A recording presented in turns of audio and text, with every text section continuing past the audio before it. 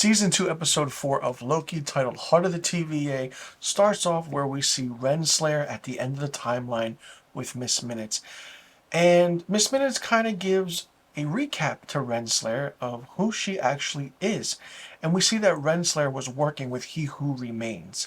And basically, He Who Remains stays where he is, but then Renslayer goes to the TVA in order to kind of fix everything in a way or lead. And basically, Renslayer is the one that leads He Who Remains army. But we find out that He Who Remains tells Miss Minutes to wipe her memory and basically wipe everybody's memory. So everyone in the TVA does not know where they came from. And that's how we figure out what happened to every single person that's in the TVA. All the while, we see that Victor Timely is now in the TVA, and Loki and Mobius and Sylvia, or Sylvie for that matter, is there, and they're trying to figure out and trying to fix the lumen. Well, Victor Timely is introduced to Ouroboros, or OB, and Ouroboros is introduced to Victor Timely. But then yet they have kind of moment with each other, because then Loki's like, if your stuff is based off of his and your book, and then your book is based off of it, then who is...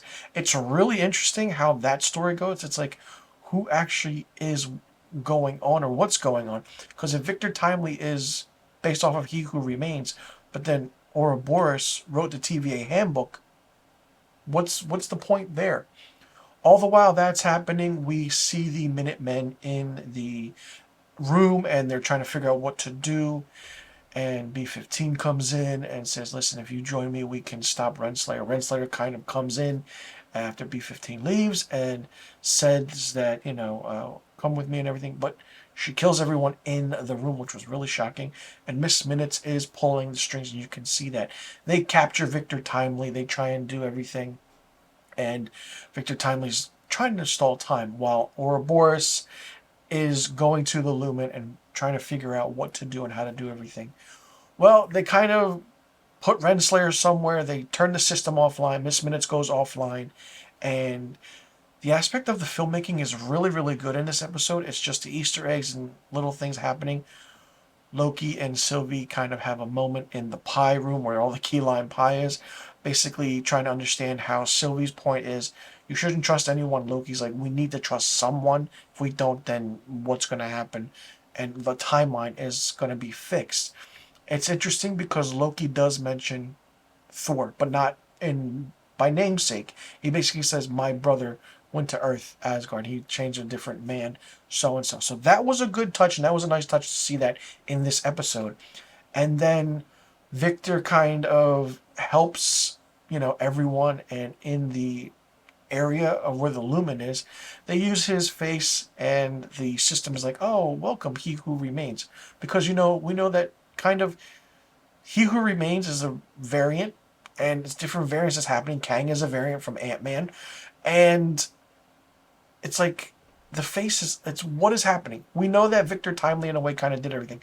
So Victor Timely is like, okay, I have to go out there and do everything with the lumen and everything, and it's like, okay, and something happens to his character when he does go out there. Like, what? Holy shit! I didn't expect it. Like, and then the lumen starts to break or blow up in a way. They're all in that room, and that's the end of the episode.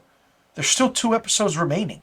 Like, if this was the finale of this season, or any other show for that matter, it's great. It's good writing. We don't know what's going to happen. You could have ended it here, and I would have been very satisfied, because it's like, oh, okay, what can you do now? Like, where's Victor Timely? What is Loki going to do? Where is everyone? Will everyone get their memory back? How will they get their memory back? Is Miss Minutes really working still for He Who Remains, but a different variant? So many questions that still need to be answered, but it's the point of, wow, this is really, really interesting. And there's a moment where Loki vaporizes himself. Just watch the episode and you'll see what I mean. The episode is 51 minutes long. It's really, really engaging. It keeps your interest. It keeps your focus. It's really fun. It's really good. And I absolutely had a blast. This is the only show, other than the first season and WandaVision, where everything makes sense. But the other shows in the MCU kind of connect everything to phase 4, 5, and 6 for that matter. But then yet, Loki is the one I feel like is the main story where it's going to connect the timeline, the branches, how everything else is going to matter and what everything else comes together. I'm curious to see what's going to happen. I'm really excited to see what's going to happen because I absolutely love what they're doing with the show.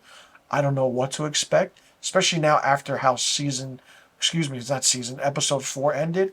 Uh, like, is it an alternate timeline? Did this episode actually take place? Or is something else happening where they think it's going on, but it's not going on? That's the question that needs to be answered, and I absolutely love it. This is probably my favorite show of the MCU, period, and I don't even want to hear any argument for that matter. It's engaging, it's fun, the writing is great, the acting is good, there's drama, you throw some comedy in there, it lightens up the tension, but then it goes back to seriousness, which is really, really good. And for some reason, the MCU knows what they're doing with the character of Loki. They gave him his own show, and it's actually really, really paying off. Let me know in the comment section below what you thought about episode 4, season 2 of Loki, titled Heart of the TVA. Did you like it? Did you not like it? What did you think of it? What do you think is going to happen now? And do you think that things are going to resolve, or will they resolve in a future film? And would you like to see a third season of Loki? Let me know in the comment section below about all the questions I just asked. And be sure to click that subscribe button, hit that notification bell for new review videos on my channel. I will see you all in the next review video.